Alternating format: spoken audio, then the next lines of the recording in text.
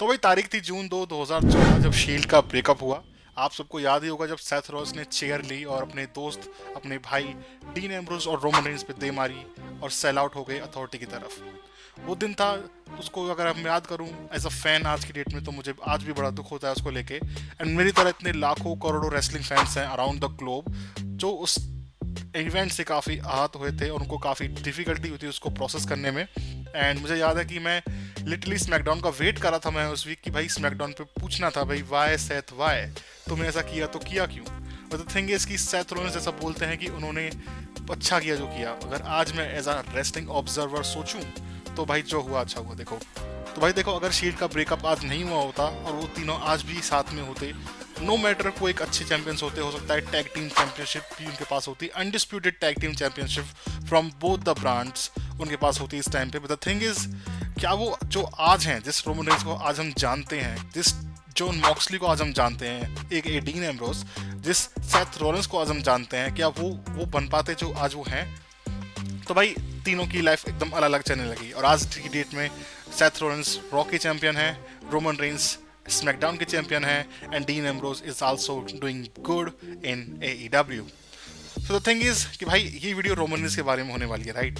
Shield के बारे में कभी हम फिर बात करेंगे, बट आज मैं आपको बताने वाला हूँ कि as a wrestling observer, as a wrestling fan भी अगर मैं बात करूँ, तो मुझे क्यों लगता है कि अब रोमन रेंस का जो वो करेक्टर है, द ट्राइबल चीफ वाला, द हेड ऑफ टेबल वाला, वो बहुत ज़्यादा ओवर हो चुका है। देखो मैं उसको देखना पसंद करता हूँ, मुझे अच्छा लगता है। लाइक अभी रिसेंटली जब वो छुट्टियों पे गए थे, जॉन सीना आए उनकी जगह लेने के लिए। जॉन सीना ने काफ़ी अच्छा रिप्रेजेंट भी करा स्मैकडाउन को। But the thing is still he was missing. हम स्टिल रोमन रेंस को मिस कर रहे थे यार। सोचो उस बंदे ने अपना ऑरा इतना तगड़ा बना रखा है कि भाई शो पे जॉन सीना है, एल ए नाइट है, केविन ओन्स भी वहाँ पे एक बार आए थे, इतने बड़े बड़े सुपरस्टार थे, but still we were missing our the tribal chief. तो भाई फिर ऐसा मैं क्यों बोल रहा हूँ, क्यों उनको डिथ्रोन कर देना चाहिए, क्यों अब बहुत हो गया है।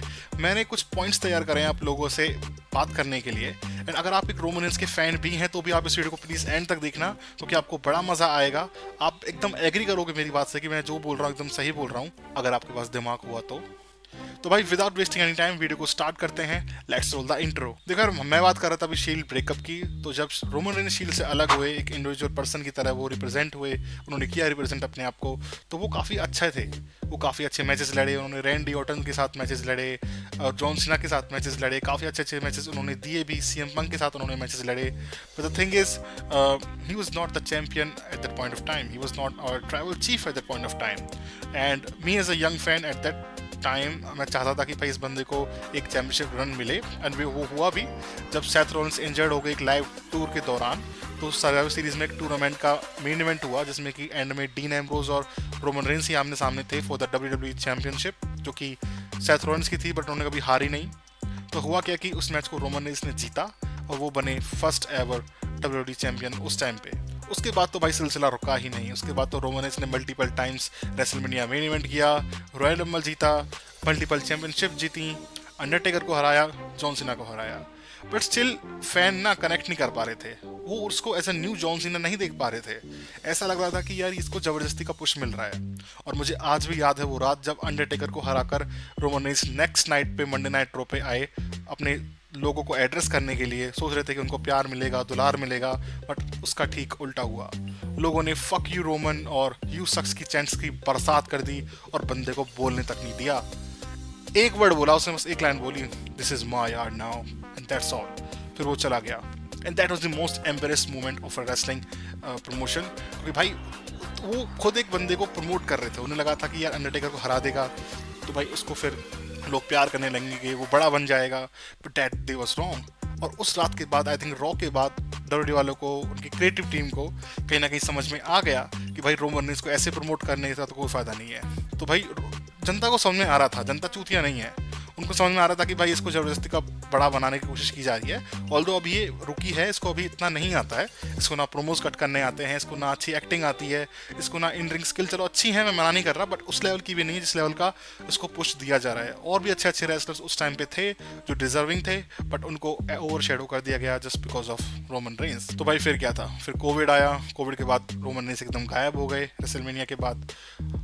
उसके बाद फिर रोमन रेंस की वापसी हुई पे बैक में, जो कि था एक मैच हो रहा था Braun Strowman versus Bray Wyatt के बीच में for the universal title, but उसको फिर रोमन रेंस ने जीता समहाउ और वो बने यूनिवर्सल चैंपियन। और वो दिन है और आज का दिन है, he is still our universal champion. Although अब वो टाइटल मर्ज हो गए हैं, now we call it the undisputed WWE champion. But the thing is कि भाई वो दिन था जिस दिन उन्होंने डेब्यू किया, एंड आज के उस रोमन को देखोगे तो आपको कोई फर्क नहीं दिखाई देगा। अगर मैं बात करूँ एक कैरेक्टर डेवलपमेंट की, तो वो शून्य है रोमन रेंस के केस में। भाई हमने 2 साल पहले एक्नॉलेज कर दिया यार आपको, अब बस करो यार, बहुत हो गया, बहुत इरिटेटिंग लगता है आपका एक्नॉलेज मी। फिर आते हैं अपने दूसरे पॉइंट पे, that is unrelevancy of the titles. देखो यार, एक टाइम हुआ करता था जब छोटे थे या फिर बड़े भी थे, तो जब बेल्ट किसके पास होती थी तो बड़ा खुशी होती थी देख के। अगर मैं बात करूँ लास्ट टाइम जब मुझे सच में फर्क पड़ता था कि बेल्ट किसके पास है, that was Covid time when Drew McIntyre was a champion. और जब फ्यूड चल रही थी रैंडी ऑर्टन और ड्रू मैकिंटायर की, that title was completely relevant eight that point of time. But जब से वो रोमन रेंस ने जीता, उसका बेड़ा गरा हो गया। मतलब दोनों ब्रांड्स के जो मेन टाइटल्स थे वो दोनों रोमन रेंस के पास आ गए, एंड दोनों का ही ऑलमोस्ट बेड़ा गर्क हो गया, क्योंकि भाई वो ऐसे लगने लगे कि भाई वो रोमन रेंस की शरीर का हिस्सा है। इतने दिन तक रोमन रेंस ने रखे हुए हैं ना, अब तक भी वो बेल्ट उनके पास है, तो ऐसा लगता है कि वो उनकी बॉडी का हिस्सा है और वो इससे अलग नहीं हो सकता, ऐसा फील होती है। तो यार हमने काफ़ी वेट किया कि चलो कोई तो आएगा जिसको हराएगा। We expect Drew McIntyre, no. We expect Randy Orton, no. John Cena, no. Brock Lesnar, no. जितने भी बड़े बड़े नाम थे सबको रोमन रेंस ने हरा दिया, फिर चाहे वो चीटिंग से हराया हो, कैसे ही हराया हो, डजंट मैटर। और आज इतना बुरा टाइम आ गया है डब्ल्यूडब्ल्यूई का कि उनको एलए नाइट से लड़वाना पड़ रहा है। एंड आई थिंक यार LA night versus Roman Reigns is completely a filler match, इसका कोई सेंस नहीं है। जैसे एनिमे में अपने फिलर एपिसोड होते हैं जिनका मेन स्टोरी लाइन से कुछ लेना देना नहीं होता है, ऐसा ही कुछ है इस केस में भी। उसका मेन स्टोरी लाइन से कोई लेना देना नहीं है, this is just a filler match की कोई है नहीं, तो चलो इसको ले लेते हैं, क्योंकि लोग पसंद भी कर रहे हैं इसके वन अभी द रॉक कैरेक्टर को, तो भाई ठीक है, पसंद कर रहे हैं तो लड़वा लो, कोई दिक्कत नहीं है। और इसी से आते हैं हम अपने तीसरे पॉइंट पे, दैट इज ऑब्वियस रिजल्ट्स। देखो एक टाइम था कि जब मैं एक्सपेक्ट करता था कि यार कोई बंदा आएगा और रोमन रेंस को हराएगा, कौन डिथ्रोन करेगा। बट जब से उनकी चैंपियनशिप रेन 400-500 दिन के पार गई है, मैं समझ चुका हूँ भाई इनका पूरा प्लान है कि जो अपने ब्रूनो सैमर्टिनो का जो रेन का टारगेट है उसको क्रॉस करवाना रोमन रेंस से। तो भाई अगर यही तुम्हारे प्लान है, फिर तो तुम किसी से लड़वा लो। फिर तो अगर कल को जीसस वर्सेस रोमन रेंस भी होगा ना, तब भी मैं जीसस को वोट नहीं देने वाला, मैं रोमन रेंस की तरफ ही जाऊंगा कि भाई इसी को जिताओ, यही जीतेगा, मुझे पता है। तो भाई इतने ऑब्वियस रिजल्ट्स भी नहीं होने चाहिए। चलो ठीक है, अगर आप ऑब्वियस रिजल्ट्स दे रहे हो, अगर आपको यही है कि भाई, but the thing is ultimately हम बंदे को जिताएंगे, अपने रोमन रेंस को जिताएंगे, तो एटलीस्ट मैच की क्वालिटी अच्छी कर लो यार। तो यार ये चीज़ बड़ी गंदी साउंड करती है कि एक ऐसी टाइटल जिसकी रेलेवेंसी इतनी ज़्यादा है, जो कि एक ब्रांड की टॉप बेल्ट है, उसको ना तो आप डिफेंड करा रहे हो, ना अच्छे अपोनेंट्स दे रहे हो, ठीक है, और आपने एक बंदा पकड़ा हुआ है, उसी को आपको जिताना है, उसी को चैंपियन बनाना है, तो that doesn't make any sense. इसी से आते हैं अपने चौथे पॉइंट पे, that is unrelevancy of other superstar. देखो रोस्टर में ना अच्छे और टैलेंटेड सुपरस्टार्स की कमी नहीं है when it comes to WWE और basically when it comes to SmackDown.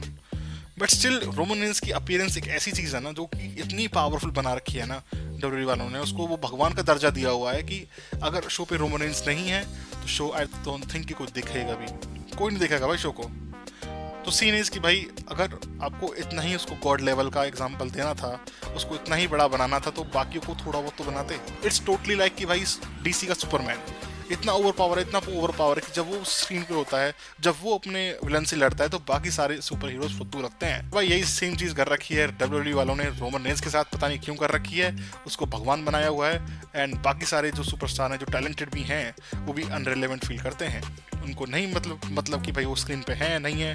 Guys like AJ Styles, Kevin Owens, Sami Zayn, these are the best bro, इनको यूज़ करो यार, these are the best talent you have.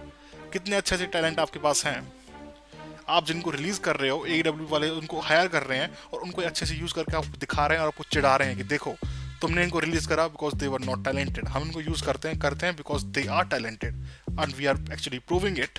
तो भाई तुम्हारा point कहाँ ना फिर उस चीज़ में। तो भाई मेरा मेन मोटिव यही है कि थोड़े बहुत पावर, थोड़ी बहुत सुपरमेसी और लोगों पे भी रखो। आई थिंक रोमन रेंस को बड़ा करना is not a big deal, कोई बुरी चीज़ नहीं है, बट थोड़ी बहुत तो एटलीस्ट बाकी सुपरस्टार को भी लाइमलाइट दो, जिससे एटलीस्ट वो तुम्हारे टिकट्स बिकवा पाए in the absence of that guy Roman Reigns. तो यार बात करते हैं इस वीडियो के कंक्लूजन की। तो भाई मेरा मानना यही है कि देखो मैं भी पर्सनली एक रोमन रेंस का बहुत बड़ा फ़ैन हूँ, मुझे उसकी करियर से, उसकी ग्रोथ से कोई दिक्कत नहीं है, बट आई थिंक कि अब WWE वालों ने उसको उस लेवल का बना दिया है कि उसको बेल्ट्स की कोई ज़रूरत नहीं है। इवन ये जो ब्लड लाइन वाली स्टोरी लाइन है इसको भी प्लीज़ हटाओ, इसकी भी कोई ज़रूरत नहीं है, बहुत लंबी चल दी, इसका कोई फ़ायदा नहीं है। तो भाई मेरा मानना यही कि अब रोमन रेंस उस लेवल पर जा चुके हैं कि अगर उनके पास बेल्ट ना भी हो तो भी भाई वो बंदा अच्छा कर सकता है। एक ही बंदे को इतना आपने बड़ा कर दिया यार, that doesn't make any sense. आप एक कंपनी रन करते हो ना कि आप रोमन रेंस रन करते हो। तो guys that is it for today video. I hope कि वीडियो पसंद आई होगी आपको। इन केस कुछ गलत लगा हो तो भाई कमेंट कर देना, मैं आपको सोशल मीडिया पे भी मिल जाऊंगा। तो मिलते हैं भाई नेक्स्ट वीडियो में क्राउन जोल के इवेंट के बाद। यस।